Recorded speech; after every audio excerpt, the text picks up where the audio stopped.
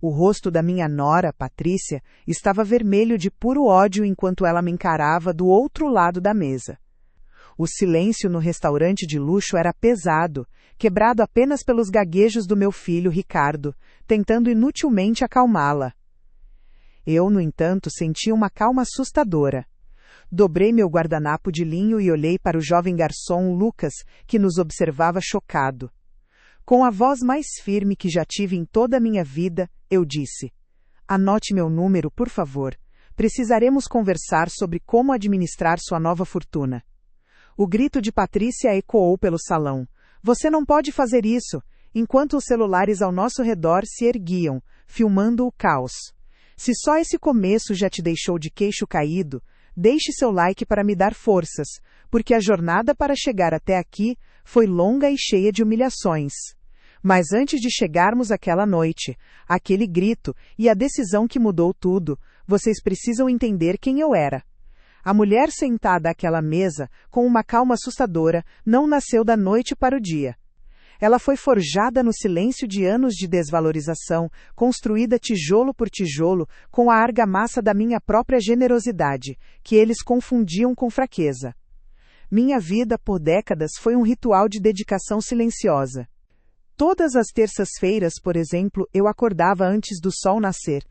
Mesmo aos 72 anos, eu ia para a cozinha e preparava a marmita favorita de Ricardo, meu filho de 48 anos. O cheiro do refogado de carne com batatas, a receita que meu falecido marido tanto amava, enchia minha casa simples mas impecável. Eu arrumava tudo num pote, com arroz separado para não empapar, e um bilhetinho escrito à mão. "Com amor, mamãe", ele dizia que era bobagem, mas sempre aceitava. Para mim, aquele gesto era a prova de que eu ainda era necessária, que meu cuidado ainda tinha valor. Meu valor para eles era medido em transações bancárias. Lembro-me claramente do telefonema de Patrícia, minha nora, 2 semanas antes daquele jantar fatídico. A voz dela soava melosa, quase infantil, falando sobre um pequeno rombo no cartão de crédito depois de uma viagem romântica a Paris. O rombo era de R$ 15.000. 15.000. Senti um nó no estômago, uma pontada de hesitação que aprendi a ignorar. Mas era minha família. E o que uma mãe não faz para garantir a felicidade do seu filho? Transferi o dinheiro no mesmo dia, sem fazer perguntas, recebendo em troca um "Obrigada, querida", apressado antes que ela desligasse para ir ao salão de beleza. O Natal anterior havia sido o prenúncio da tempestade. Passei meses pesquisando o presente perfeito para meus netos adolescentes. Comprei o console de videogame mais moderno, um presente caro que comprometeu minhas economias. Vi seus olhos brilharem por 5 minutos. Eles agradeceram com um resmungo, sem nem mesmo me olharem, e logo o aparelho foi deixado de lado em favor dos celulares.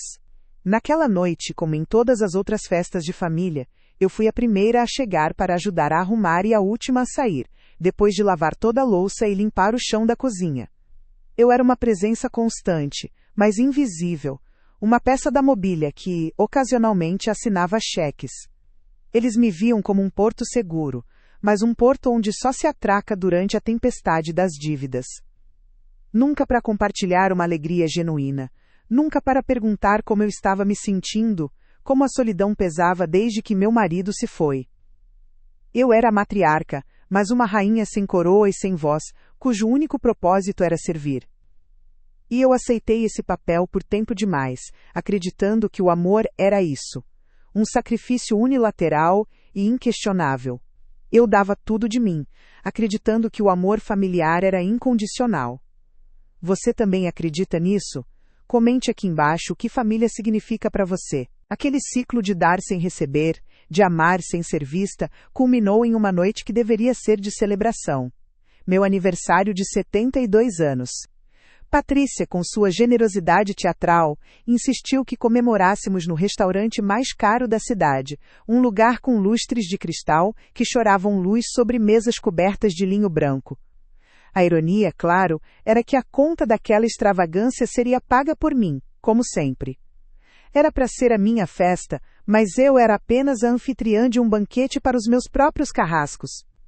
O ar no restaurante era pesado, denso com o cheiro de comida fina e expectativas não ditas. Ricardo, meu filho, mal olhava nos meus olhos. Ele passava o tempo todo mexendo no gelo de sua bebida. O som tilintante do vidro contra o cristal era a trilha sonora de seu desconforto. Patrícia, por outro lado, estava em seu elemento. Ela gesticulava, falava alto sobre suas amigas, sobre a última viagem que queria fazer, sobre o carro novo que precisava. Cada palavra era uma pequena pá, cavando um pouco mais fundo o buraco em que eu me encontrava. Eu sorria e acenava, o papel que eu havia ensaiado por décadas. A mãe compreensiva, a sogra generosa. Mas por dentro, um cansaço profundo se instalava. Um cansaço que vinha da alma. Eles esperaram o prato principal ser servido, o filé perfeitamente mal passado para Ricardo e o risoto de lagosta para Patrícia, antes de darem o bote. Patrícia pousou os talheres de prata com um clique deliberado. Ela se inclinou para a frente, com aquele brilho predatório nos olhos, e disse que eles tinham tido uma ideia genial. Uma ideia que, segundo ela, iria resolver a vida de todos nós. Ricardo parou de mexer em sua bebida e finalmente me olhou, mas seu olhar era fugaz, culpado. Ele sabia o que estava por vir. O plano deles era simples e brutal. Eles queriam que eu vendesse a minha casa. A casa onde criei Ricardo. A casa onde cada canto guardava uma lembrança do meu falecido marido. A casa que era o meu único santuário. Com o dinheiro, eles dariam entrada em um apartamento maior. Um duplex com vista para o parque. Algo que, nas palavras de Patrícia, refletiria melhor o nosso status. Eles me ofereceram o quarto de empregada nos fundos, como se fosse um ato de caridade. Meu coração, que já batia lento e cansado, pareceu parar por um segundo. Aquele pedido não era apenas sobre dinheiro ou um imóvel.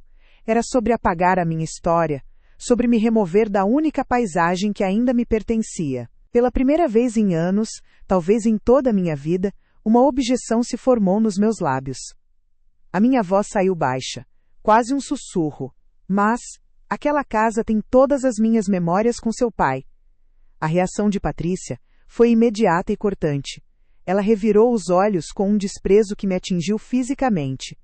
O sorriso em seu rosto se transformou em uma careta de impaciência. Foi então que ela pronunciou as palavras que quebraram algo dentro de mim para sempre. Memórias não pagam nossas contas, Helena, ela cuspiu, seu tom baixo e venenoso para que apenas nossa mesa ouvisse. Honestamente, você já não decide mais nada, deveria apenas nos ajudar. Você é uma velha e inútil que só serve para assinar cheques. O som do restaurante desapareceu. Os talheres, as conversas, a música ambiente, tudo se dissolveu em um zumbido agudo nos meus ouvidos. Senti o impacto daquelas palavras como se fossem pedras arremessadas contra meu peito. Velha. Inútil. Um caixa eletrônico ambulante. Olhei para Ricardo, meu filho, meu único filho, buscando um pingo de defesa, um olhar de reprovação para a esposa, qualquer coisa. Ele não disse nada. Apenas abaixou a cabeça e voltou a encarar o seu prato meio comido, seu silêncio sendo a mais cruel das confirmações. A cumplicidade dele foi o golpe final, a facada que veio não de um inimigo, mas da mão que eu ajudei a criar. Naquele vácuo de dor e humilhação, um pequeno som quebrou o feitiço. O som suave de água sendo despejada em meu copo. Eu levantei o olhar e vi o garçom, um rapaz jovem de olhos gentis que eu mal havia notado antes. Ele tinha parado o que estava fazendo, a jarra de água em sua mão. Ele não olhava para mim, mas para Patrícia, com uma expressão de incredulidade e repulsa. Então, ele fez o impensável. Ele falou. Sua voz era firme, mas educada, cortando o silêncio pesado. Senhora, com todo respeito, ninguém merece ser tratado assim, especialmente pela própria família. O choque na mesa foi elétrico. Patrícia ficou boquiaberta, o rosto vermelho de fúria por ser confrontada por um serviçal. Ricardo finalmente levantou a cabeça, gaguejando algo sobre o rapaz não se meter onde não era chamado. Mas eu mal os ouvia. Eu só conseguia olhar para aquele jovem estranho, Lucas, como li em seu crachá. Um completo estranho que em um único gesto me mostrou mais respeito e dignidade do que meu próprio filho em 48 anos. A gentileza dele foi como um espelho. Refletiu a feiura do que meu filho e minha nora haviam se tornado, e a cegueira com a qual eu tinha vivido por tanto tempo. A dor não sumiu, mas algo mais nasceu dentro dela, uma frieza, uma clareza terrível. Eu não era apenas uma vítima, eu tinha sido uma cúmplice da minha própria desvalorização, permitindo que eles me usassem e me descartassem. Naquele momento, a ficha caiu. A mulher ingênua que vivia para agradar, a mãe que desculpava tudo morreu ali, entre o carpete aveludado e os talheres de prata. Se você está com tanta raiva quanto eu fiquei, se o seu coração também se apertou com essa injustiça, inscreva-se no canal, porque foi a partir daquele dia, daquela humilhação pública, que o meu plano começou a nascer. O caminho de volta para casa foi feito em um silêncio que pesava mais do que qualquer grito. O motor do táxi roncava baixo, as luzes da cidade passavam pela janela como borrões de tinta em uma tela escura, mas eu não via nada. Dentro da minha cabeça, a cena se repetia em um loop cruel, um filme de horror particular. A voz de Patrícia, cortante como vidro quebrado, ecoava em cada canto da minha mente. Velha e inútil. A imagem do meu filho, Ricardo, olhando para o prato, o rosto impassível, a covardia estampada em seu silêncio, era como uma faca girando em uma ferida antiga. Ele não me defendeu. Meu único filho, a razão da minha vida, o homem para quem eu cozinhei, cuidei e amei incondicionalmente, tinha me entregado aos leões sem sequer um gesto de protesto. Aquelas palavras, velha e inútil, eram o veneno. Mas a gentileza daquele jovem garçom Lucas foi o antídoto inesperado. As palavras dele foram simples, quase um sussurro no meio da tempestade. Ninguém merece ser tratado assim. Um estranho, um menino que eu nunca tinha visto na vida, enxergou a minha dor e me ofereceu a dignidade que meu próprio sangue me negou. E foi essa contradição que começou a rachar a casca grossa de negação que eu havia construído ao redor do meu coração por anos. Eu não era uma mãe amada. Eu era um caixa eletrônico com data de validade, uma relíquia sentimental que eles toleravam enquanto houvesse algo para extrair. Quando paguei o taxista e entrei em casa, o cheiro familiar de lavanda e madeira encerada não me trouxe conforto. Pela primeira vez, a casa não parecia um santuário, mas uma jaula dourada que eu mesma havia decorado. As paredes, que antes guardavam as risadas do meu falecido marido, Roberto, e os primeiros passos de Ricardo, agora pareciam cúmplices da minha solidão. Cada porta-retrato na estante me julgava. Ali estava eu, sorrindo em um Natal, abraçada a Ricardo e Patrícia. Um sorriso que agora eu via como o de uma tola feliz em sua própria ignorância. A raiva que começou a borbulhar no restaurante não era mais um calor passageiro. Ela estava se solidificando, se transformando em algo frio, pesado e afiado. Meu olhar parou em uma grande fotografia de Roberto, tirada em nosso aniversário de 30 anos de casamento. Ele tinha um sorriso largo e olhos que prometiam segurança. Lembrei-me de algo que ele me disse uma vez, anos antes de adoecer. Estávamos sentados na varanda, e ele segurou minha mão. Helena, ele disse, eu trabalhei a vida inteira para que você nunca dependesse de ninguém, nem mesmo de mim. Para que você sempre tivesse seu valor, sua independência. Na época, eu achei que era apenas uma declaração de amor. Agora, suas palavras pareciam uma chave, um mapa para algo que eu havia esquecido.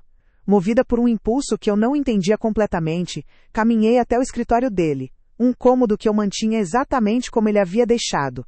Atrás de uma falsa parede de livros de engenharia, ficava o velho cofre de aço. Eu não o abria há quase uma década. A combinação, os números do nosso aniversário de casamento e do nascimento de Ricardo, saiu dos meus dedos por puro instinto. O ar dentro do cofre estava parado, com cheiro de papel antigo. Lá dentro, por cima de algumas joias de família que eu raramente usava, havia uma pasta grossa de couro escuro, algo que eu nunca tinha visto antes. Minhas mãos tremiam um pouco quando a peguei. Na frente, uma pequena placa de metal gravada com a caligrafia elegante de Roberto dizia: Para Helena, quando você precisar se lembrar do seu valor. Meu coração deu um salto, uma mistura de saudade e um pressentimento elétrico. Abri a pasta com cuidado. Não havia cartas de amor ou lembranças sentimentais. O que encontrei fez o ar faltar em meus pulmões. Eram documentos. Dezenas deles. Extratos de contas de investimento em bancos que eu nem sabia que existiam. com nomes de fundos e ações que pareciam uma língua estrangeira. Os números eram longos, cheios de vírgulas, e mesmo sem entender direito, eu sabia que não eram valores triviais. Havia escrituras. Escrituras de imóveis em meu nome. Um pequeno prédio comercial no centro da cidade, um apartamento de veraneio em uma praia que eu mal conhecia, um terreno em uma área em expansão. Eu olhava para os endereços, para o meu nome impresso no papel oficial, e sentia como se estivesse lendo a biografia de outra mulher. No fundo da pasta, encontrei uma pequena chave de metal fria e pesada, com o número de série de um cofre de banco e grampeado a ela um cartão de visitas. Antônio Monteiro, consultor de investimentos, amigo e parceiro de Roberto Amaral. Havia um número de telefone. Eu fiquei ali, sentada no chão do escritório empoeirado, o mundo girando ao meu redor. A mulher que havia sido chamada de inútil algumas horas antes, era, aparentemente, proprietária de um pequeno império que desconhecia por completo. O choque inicial deu lugar a uma dúvida paralisante. E se não fosse real? E se fosse algum erro, alguma dívida antiga? A esperança era tão assustadora quanto a humilhação. Eu precisava saber. Precisava da verdade. Mas o medo me travou. O que eu faria com essa informação? O que mudaria? Foi então que o telefone tocou, o som estridente cortando o silêncio da madrugada. Meu coração gelou. Era Ricardo. Atendi, a voz um fio. Mãe, está tudo bem? Você saiu tão depressa, ele disse, a voz falsamente preocupada. Eu sabia o que ele queria. Ele não estava ligando para saber se eu estava bem. Estava sondando o terreno, verificando se a velha inútil já havia se conformado com a ideia de vender a casa. Estou bem, filho. Apenas cansada, murmurei, o sabor da mentira amargo na minha boca. Olha, mãe, sobre o que a Patrícia disse, ela estava de cabeça quente. Você sabe como ela é. Mas pense bem na nossa proposta. É o melhor para todo mundo. Você ficaria mais perto de nós, dos netos. O melhor para todo mundo. Aquelas palavras foram a gota de água. Ele não se desculpou. Ele não defendeu minha honra. Ele apenas reforçou o plano de me tirar da minha casa para financiar o luxo deles. Naquele instante, toda a dúvida se evaporou, substituída por uma clareza cortante. Eles não me viam. Eles viam um obstáculo, um meio para um fim. O amor que eu sentia era uma via de mão única, e eu estava no lado que só dava, sem nunca receber. Vou pensar, Ricardo. Preciso desligar agora, eu disse, minha voz surpreendentemente firme. Desliguei antes que ele pudesse responder. Olhei para o cartão de visitas em minha mão. Antônio Monteiro, o amigo de Roberto, o guardião de segredos. A mulher que pegou o telefone não era mais a mesma que havia saído para jantar naquela noite. A Helena frágil, a mãe que perdoava tudo, havia ficado para trás, morta e enterrada sob o peso da humilhação no chão daquele restaurante caro. A mulher que discou aquele número era outra pessoa, uma mulher que acabara de descobrir que talvez não fosse inútil, afinal. Uma mulher em busca de uma verdade que poderia destruir sua família, mas que, pela primeira vez em muito tempo, poderia finalmente libertá-la. Eu precisava de provas, precisava ter certeza. Deixe seu like se você também acha que a verdade, não importa o quão dolorosa, é sempre o melhor caminho. O táxi deslizava silenciosamente pelas ruas largas de um bairro que eu só conhecia de nome, um lugar onde as árvores eram antigas e os portões de ferro guardavam segredos de famílias poderosas. Cada metro percorrido me afastava mais da minha casa simples, do meu jardim cuidado com as próprias mãos, do meu mundo pequeno e previsível. Eu me sentia uma impostora. Minhas mãos, calejadas de uma vida inteira de trabalho doméstico, estavam crispadas sobre a minha bolsa de couro gasta. Dentro dela, a pasta que meu falecido marido, meu querido Alberto, havia deixado para trás, parecia pesar 1 tonelada. A humilhação no restaurante ainda ardia em meu peito, mas agora, por baixo da dor, uma nova sensação borbulhava, algo que eu mal reconhecia. Uma curiosidade fria, quase perigosa. O endereço me levou a um prédio imponente, de vidro e aço, que parecia arranhar o céu. O nome na fachada era de um banco de investimentos que eu jamais sonharia em entrar. O porteiro, impecavelmente vestido, abriu a porta para mim com uma deferência que me deixou desconfortável. O lobby era um santuário de silêncio e riqueza. O ar cheirava a café caro e a dinheiro antigo. Mármore polido, refletia a luz suave, e o único som era o clique discreto dos sapatos de pessoas que pareciam ter nascido para caminhar por aqueles corredores. Anunciei meu nome na recepção, e a moça, com um sorriso treinado, me indicou o elevador privativo. Minhas pernas tremiam um pouco enquanto eu subia, sentindo o estômago revirar. O que eu estava fazendo ali? Eu era Helena, a viúva, a mãe, a avó. Uma mulher que equilibrava as contas do mês e se preocupava com o preço do tomate. Aquele não era o meu mundo. A porta do escritório se abriu para uma sala ampla, com uma vista deslumbrante da cidade. Um homem de cabelos grisalhos e óculos de aro fino se levantou de trás de uma mesa de madeira escura. Ele era o Sr. Monteiro, o nome que constava nos documentos. Ele sorriu, um sorriso genuíno e cansado.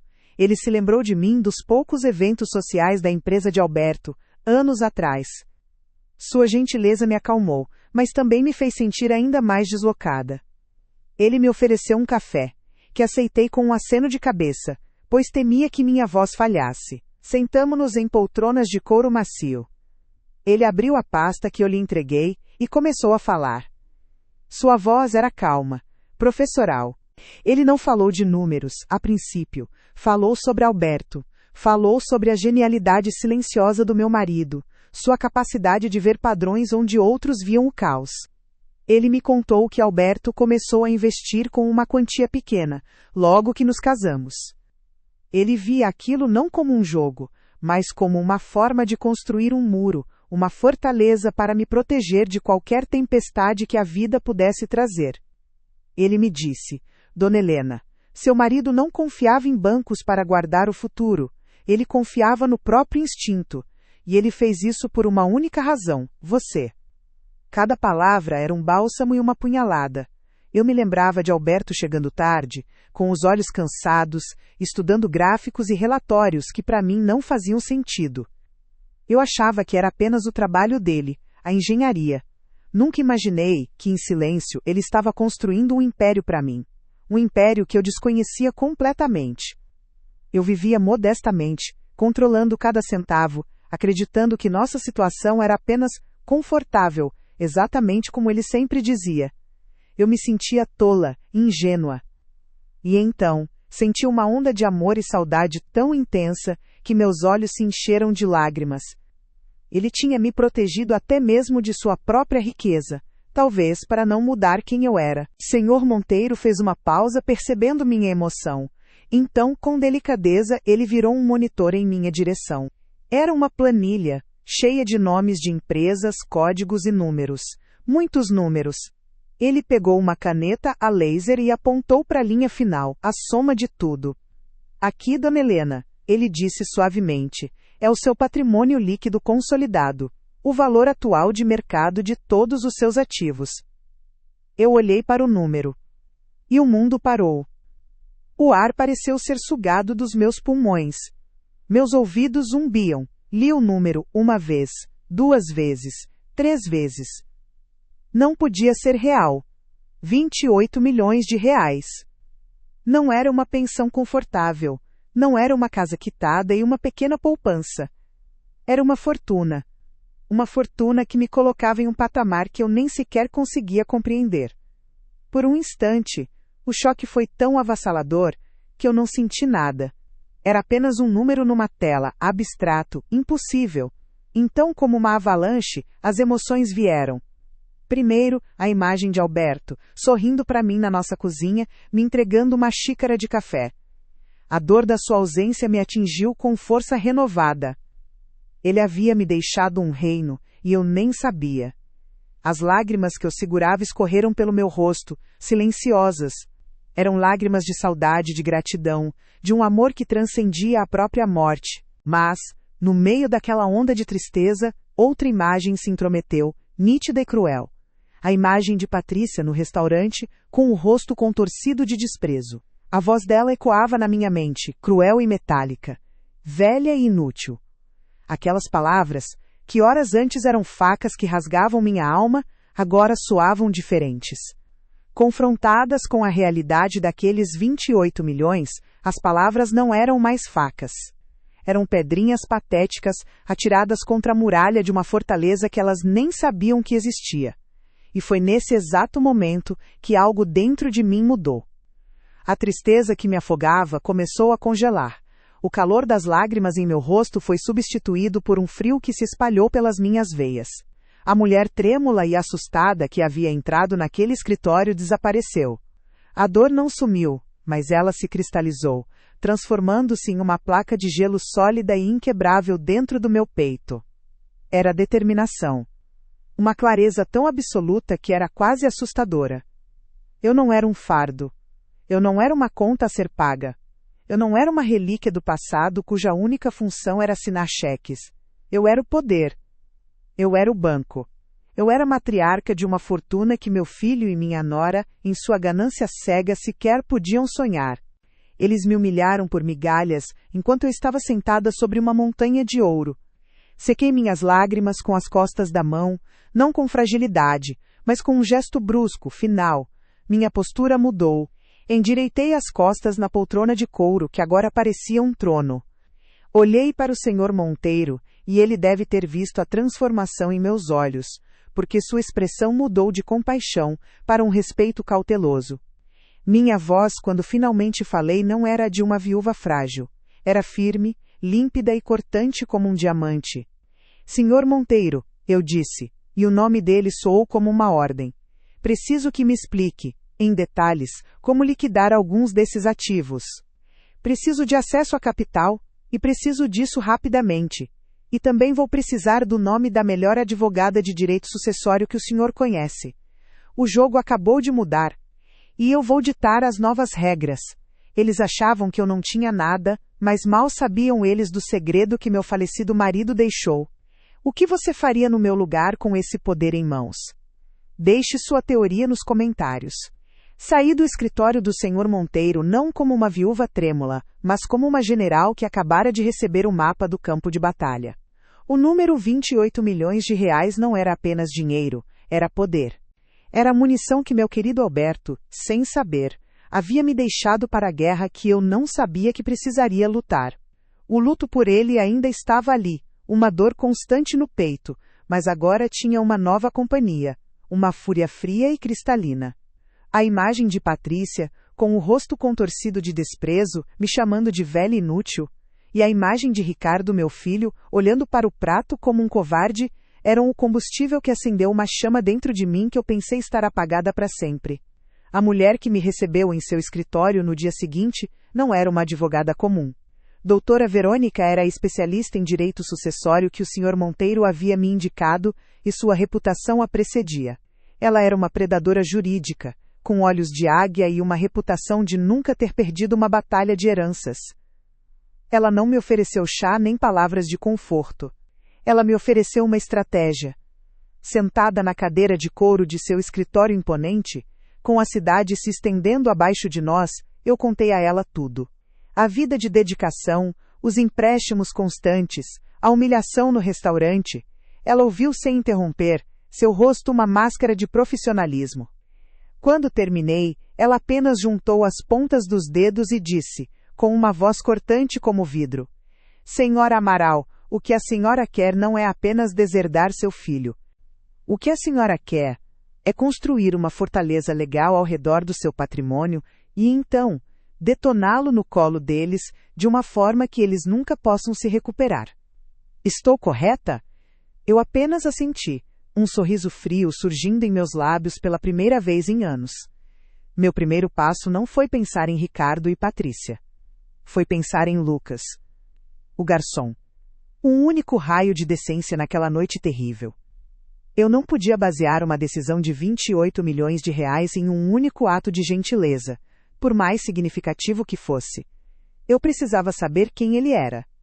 Por isso, fiz algo que a antiga Helena jamais sonharia em fazer.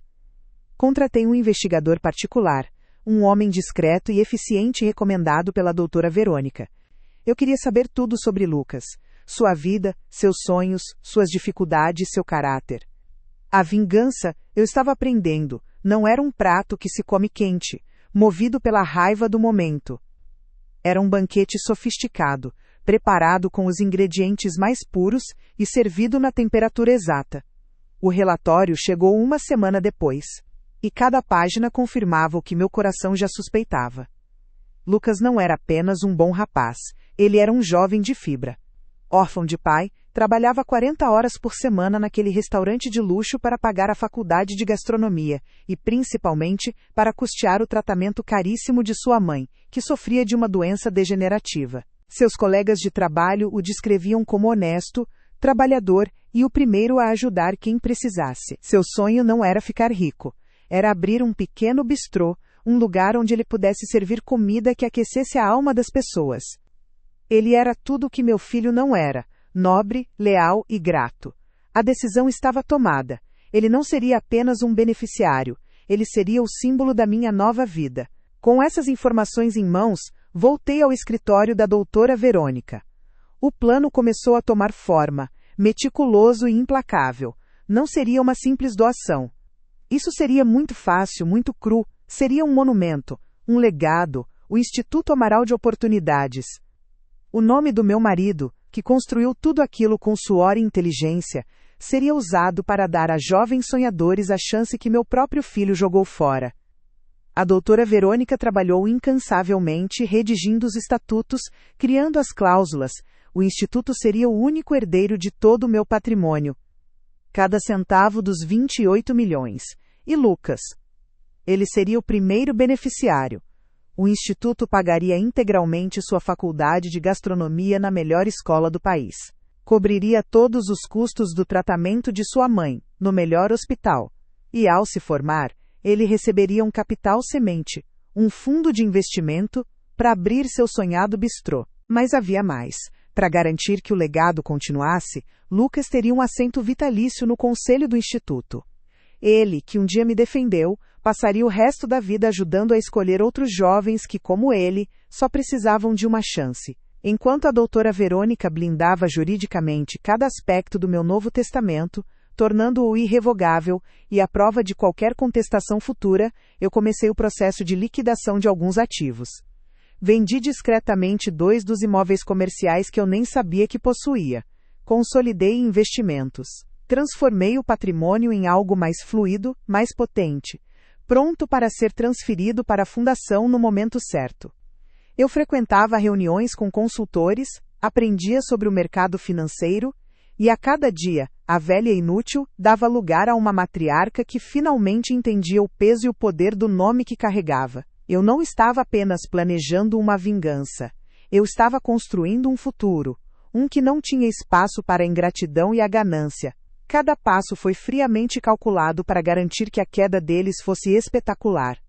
Se você não quer perder o desfecho dessa história, agora é a hora de se inscrever. Com o plano traçado e a advogada garantindo que cada vírgula do testamento era uma muralha legal, restava a parte mais difícil. Não era assinar os papéis, nem transferir o controle da minha fortuna. A parte mais difícil era voltar a ser, por uma última vez, a Helena que eles conheciam.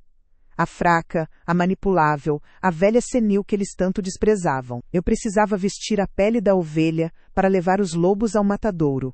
Meu coração parecia uma pedra de gelo no peito, mas minhas mãos precisavam tremer. Minha voz, agora firme e acostumada a dar ordens a consultores e advogados, precisava falhar, embargada por um choro que eu teria que arrancar do fundo de uma memória antiga de dor.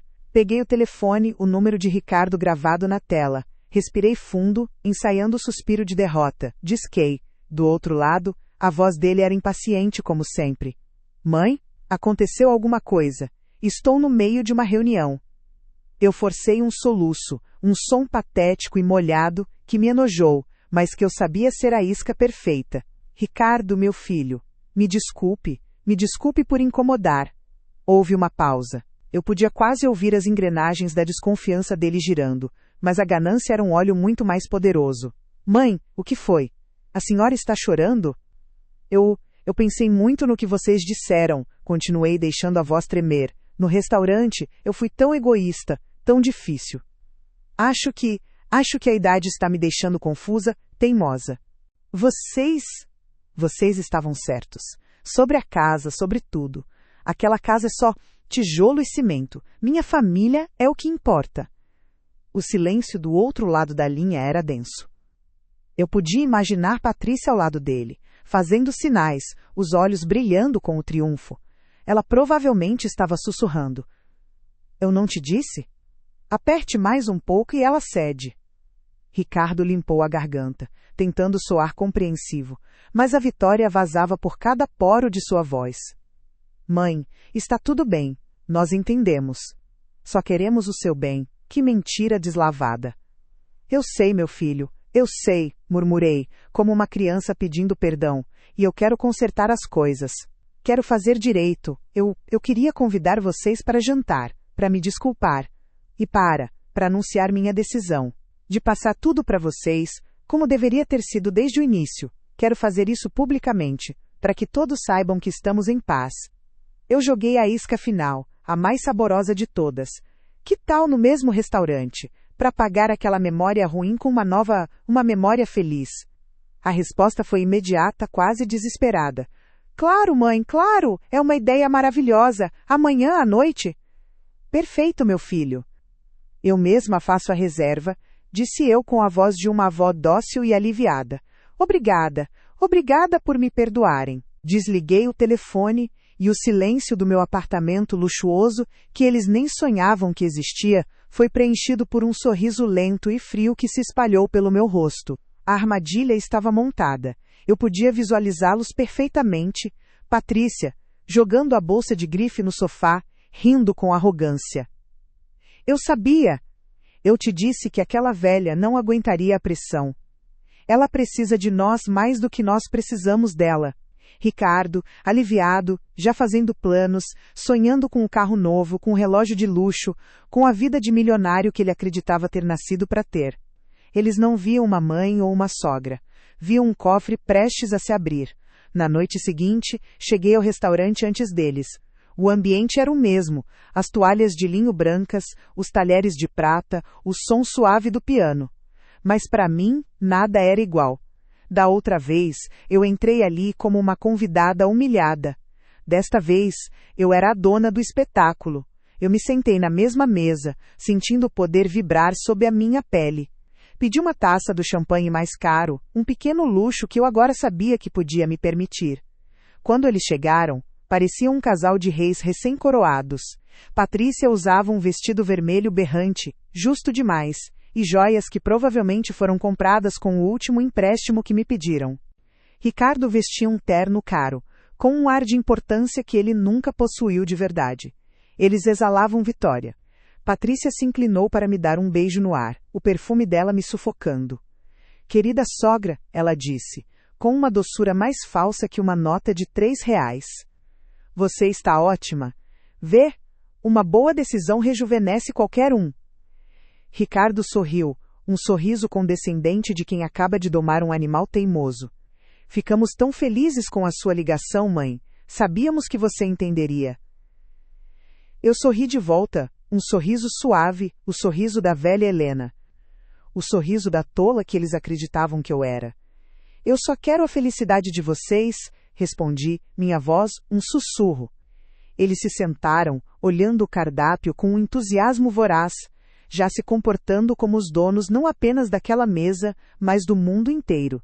Eles pediram os pratos mais caros, o vinho mais exclusivo, e a cada gole e a cada garfada a arrogância deles crescia.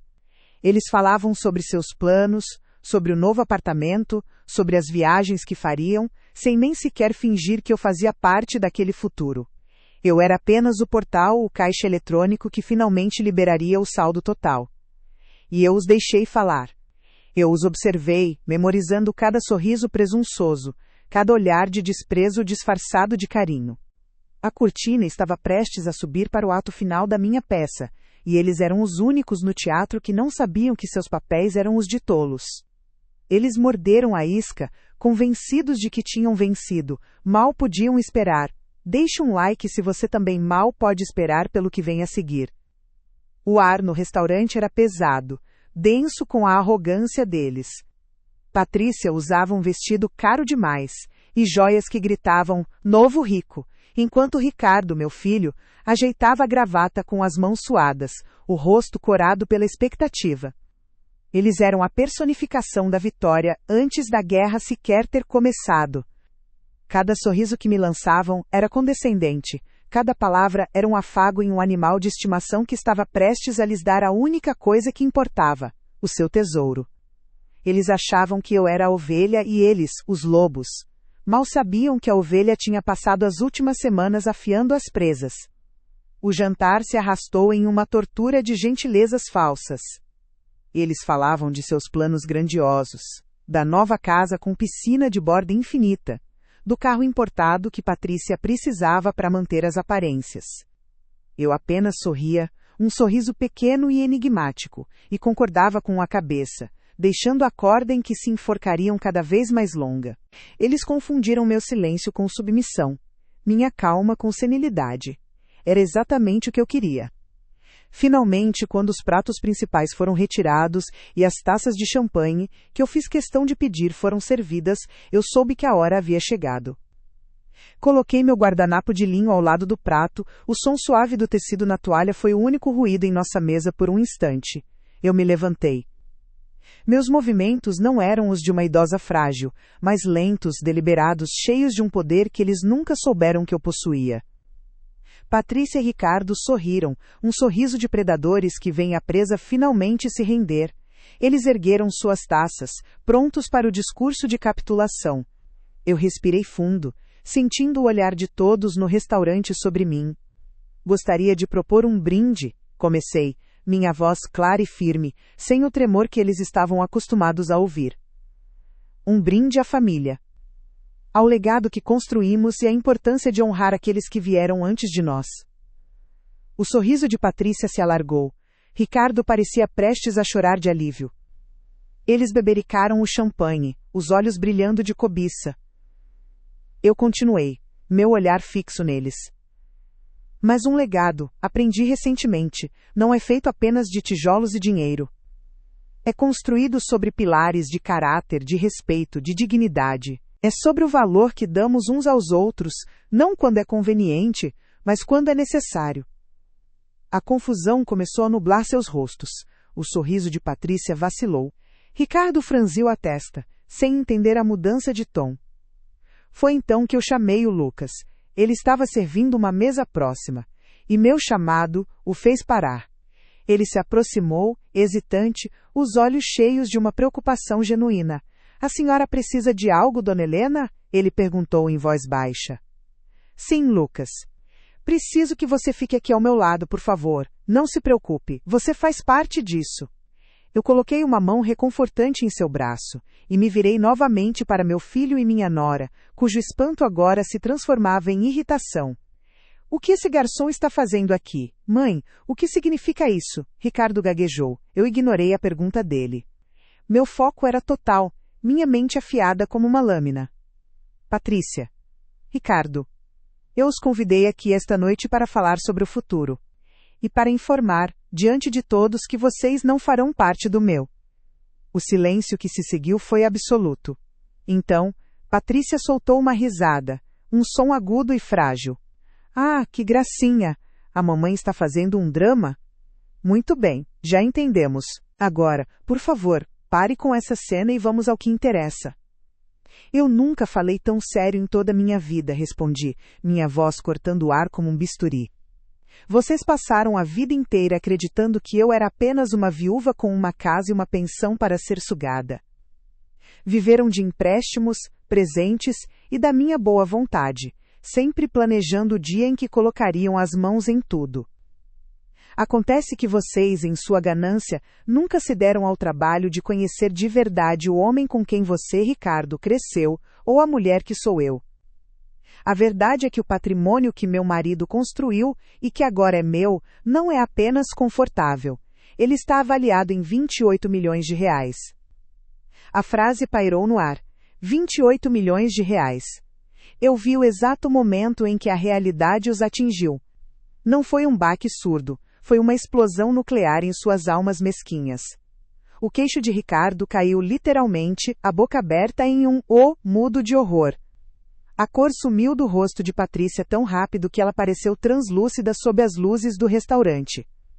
A taça de champanhe escorregou de seus dedos e se estilhaçou no chão, mas ninguém pareceu notar o barulho. O único som era o da vida luxuosa que eles haviam planejado se desfazendo em pó diante de seus olhos. E então, eu desferi o golpe final. E cada centavo desse valor, eu disse olhando de um rosto pálido para o outro, será destinado à criação do Instituto Amaral de Oportunidades, uma fundação que ajudará jovens promissores e trabalhadores como o Lucas a alcançarem seus sonhos. Jovens que entendem o valor do respeito e da bondade. Eu me virei para o garçom chocado ao meu lado. O Instituto terá como primeiro beneficiário integral e futuro conselheiro, o Lucas.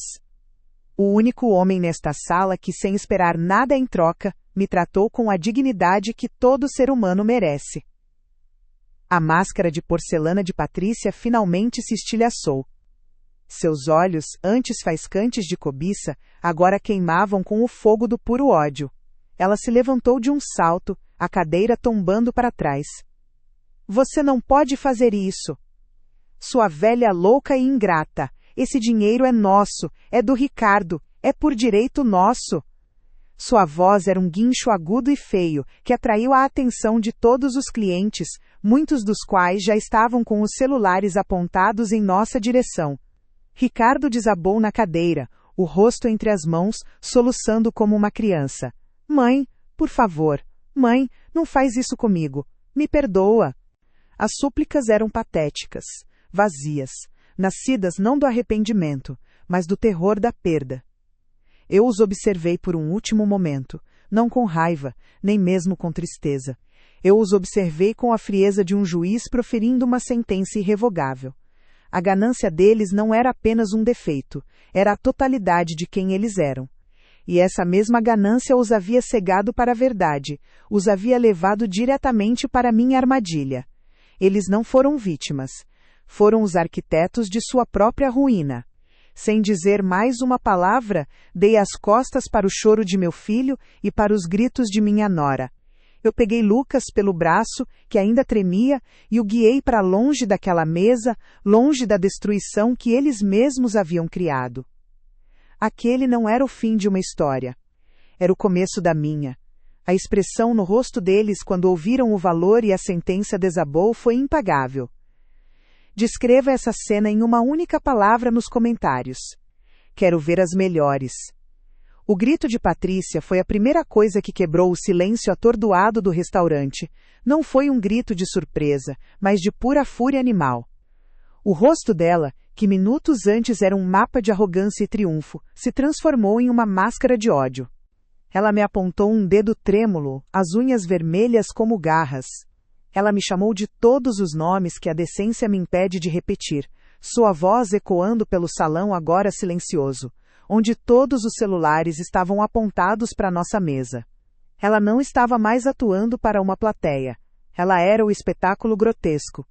Quando tentou avançar sobre mim, foram os seguranças do restaurante, e não meu filho, que a contiveram. Ela foi arrastada para fora, gritando que eu iria me arrepender, que eu morreria sozinha e esquecida. Enquanto isso, Ricardo desabou. Literalmente. Ele caiu de joelhos ao meu lado, o choro convulsivo de uma criança mimada que teve seu brinquedo mais caro quebrado. Suas mãos agarravam a barra do meu vestido, manchando o tecido com suas lágrimas de desespero. Ele implorava, chamando-me de mamãe, uma palavra que ele não usava com sinceridade há décadas. Ele pedia perdão, dizia que Patrícia o havia influenciado, que ele me amava. Mas eu olhei para aquele homem de quase 50 anos, ajoelhado no chão de um restaurante de luxo, e não senti nada. Não havia uma única gota de pena em meu coração. Apenas um vasto e silencioso deserto, onde meu amor por ele costumava florescer. Puxei meu vestido de suas mãos, levantei-me, e sem uma palavra deixei-o ali, soluçando em meio aos destroços de sua própria ganância. Nos dias que se seguiram, a tempestade que comecei naquela noite se tornou um furacão. Os vídeos do escândalo de Patrícia e do desespero de Ricardo se tornaram virais. As pessoas não compartilhavam apenas pela fofoca. Elas compartilhavam com uma legenda de justiça. Eu era a viúva de ferro, a matriarca vingadora. A história deles, em contraste, era de ingratidão e ganância. E a internet, como se sabe, não perdoa. O ostracismo social foi imediato e brutal. Os amigos que os rodeavam nas festas desapareceram. As ligações não eram mais retornadas. Mas a verdadeira queda foi financeira. Com a notícia da deserdação se espalhando, os credores que eles mantinham à distância com promessas da minha herança, vieram cobrar a conta. Primeiro foi o carro de luxo que eles tanto exibiam.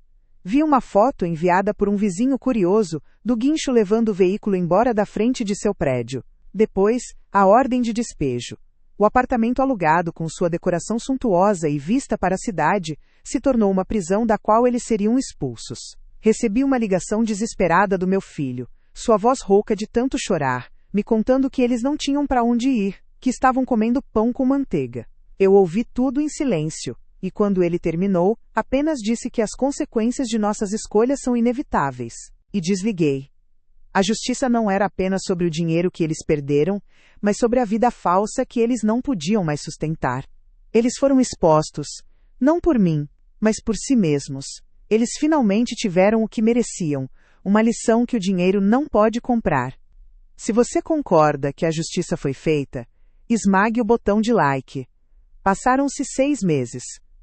6 meses que pareceram uma vida inteira, ou melhor, o começo de uma nova vida. Eu não moro mais na casa onde criei meu filho, a casa que guardava as memórias do meu falecido marido, e também as cicatrizes da minha invisibilidade. Hoje, eu acordo com a luz do sol inundando uma sala ampla, com paredes de vidro que me mostram a cidade pulsando lá embaixo. Mudei-me para uma cobertura, mas não se engane, não é um palácio frio e impessoal. Cada móvel, cada quadro, foi escolhido por mim para trazer aconchego e paz. Minha vida já não gira em torno de agradar quem não me valoriza. Agora, ela gira em torno de propósito. Hoje mesmo, tive a primeira reunião trimestral do Conselho do Instituto Amaral de Oportunidades. Ao meu lado, na grande mesa de reuniões, estava Lucas. O rapaz tímido que me defendeu agora é um homem confiante, cursando a melhor faculdade de gastronomia do país, com um brilho nos olhos que dinheiro nenhum pode comprar. Ao redor da mesa, outros jovens cheios de projetos, de sonhos, todos beneficiários da fundação. Eu não financio mais bolsas de grife e viagens fúteis, eu financio futuros.